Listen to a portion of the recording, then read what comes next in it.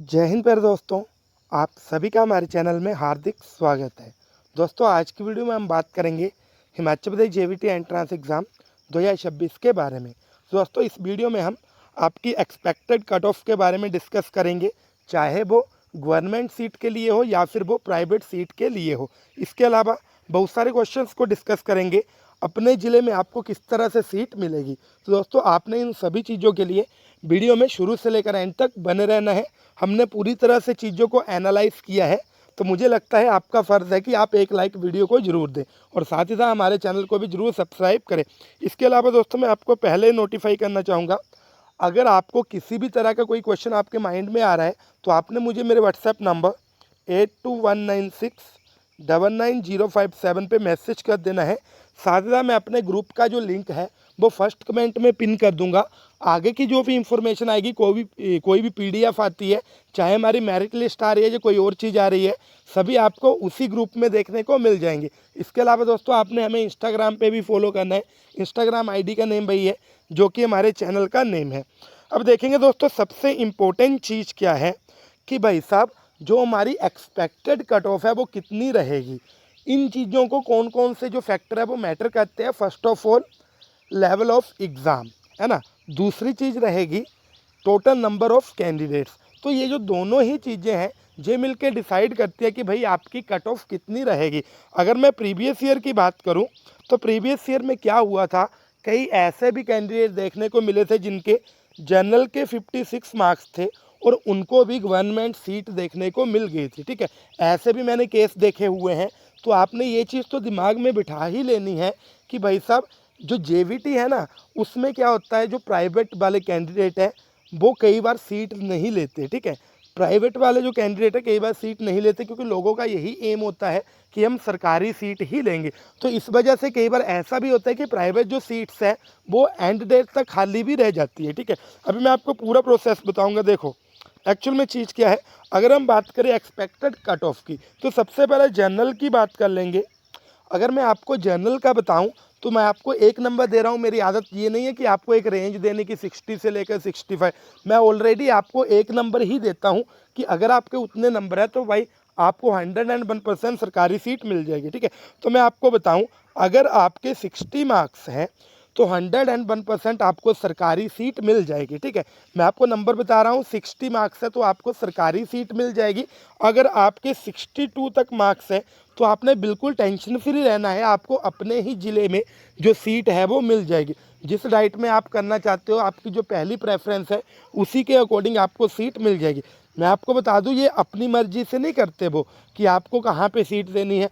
ये एक्चुअल में जो चॉइस है वो आपने काउंसलिंग वाले फॉर्म में भरनी होती है।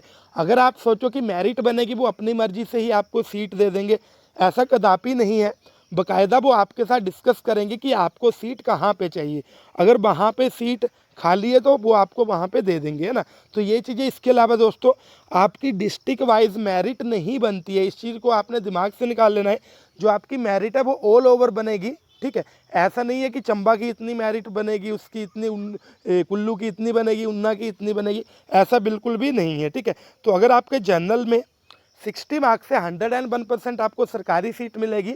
अगर आपकी फर्स्ट प्रेफरेंस आपको चाहिए, वैसे 60 पे मिल सकती है, लेकिन स्ट्रॉन्ग पॉसिबिलिटी है कि 62 आपके मार्क्स है तो आपको अपनी पसंद की जो चॉइस है वो मिल जाएगी। ठीक है, इसके अलावा ईडब्ल्यूएस की दोस्तों अगर हम बात करें या फिर बीपीएल की बात करें, तो इसमें दोस्तों अगर आप 58 तक आपके मार्क्स है तो 101% आपको यहाँ पे सीट मिल जाएगी। ठीक है, ये वाली चीज़ हमारी होगी।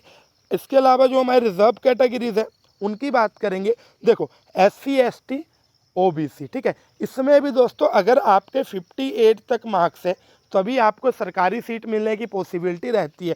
अगर हम बात करें आपका जो BPL वाली सब कैटेगरी होती है तो उसमें अगर आपके 56 मार्क्स है तो आपकी जो सरकारी सीट है वो मिलने की पॉसिबिलिटी बन जाएगी। ठीक है, तो ये जो मेरा एनालिसिस है मैंने आपको बताया, आपने इसको दिमाग में बिठाना है क्योंकि दोस्तों यहाँ पे जो इम्पैक्ट है वो कौन कौन सी चीज़ का पड़ रहा है, जो आपके एग्ज़ाम का लेवल है, साथ ही में जो आपके टोटल नंबर ऑफ़ कैंडिडेट है ना।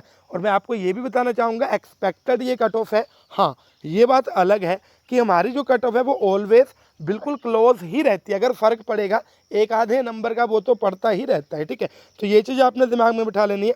अभी देखेंगे दोस्तों 2 सीटें होती है प्राइवेट में, ठीक है। सबसे पहले अगर मैं प्राइवेट की बात करूं तो मैं आपको ये आश्वासन देना चाहूँगा, अगर आपके SC OBC और ST वाली कैटेगरी में 45 मार्क्स है, आपको प्राइवेट सीट पक्का ही मिलेगी। यानी कि अगर आपके जनरल में भी 50 मार्क्स हैं तो भी आपको प्राइवेट सीट पक्का मिलेगी।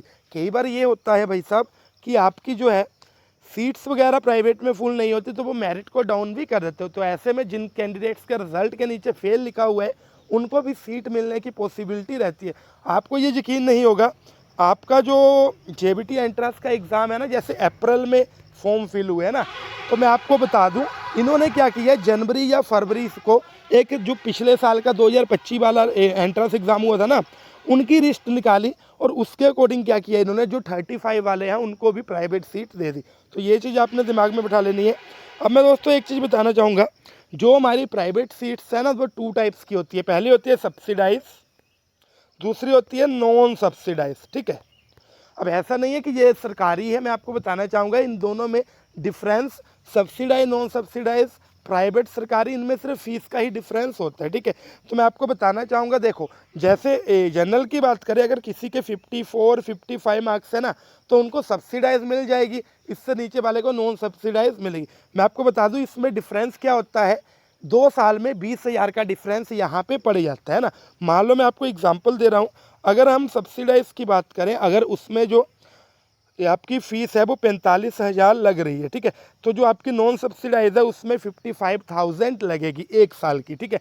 मैं आपको ये नहीं बोल रहा कि आपकी फ़ीस इतनी है, जस्ट आपको एग्जांपल के तौर पे मैं आपको बता रहा हूँ कि 10,000 का जो डिफरेंस है वो पड़ जाता है, ठीक है। इसके अलावा दोस्तों कोई भी डाउट आपके माइंड में है, इंस्टाग्राम पे पूछ सकते हो, व्हाट्सएप पे मैसेज करके पूछ सकते हो। आपने हमें इंस्टाग्राम पे जरूर फॉलो करना है, और जब तक आपकी क्लासेस नहीं लग जाती तब तक आपको सारी ही इंफॉर्मेशन हमारे चैनल के माध्यम से सबसे पहले मिलेगी। तो आपने ये मेक श्योर करना है कि आपने हमारे चैनल को सब्सक्राइब किया है, अगर नहीं किया तो अभी जाके करना है। तो दोस्तों मिलते हैं अगली वीडियो में, तब तक के लिए थैंक यू। जय हिंद, जय भारत, जय हिमाचल।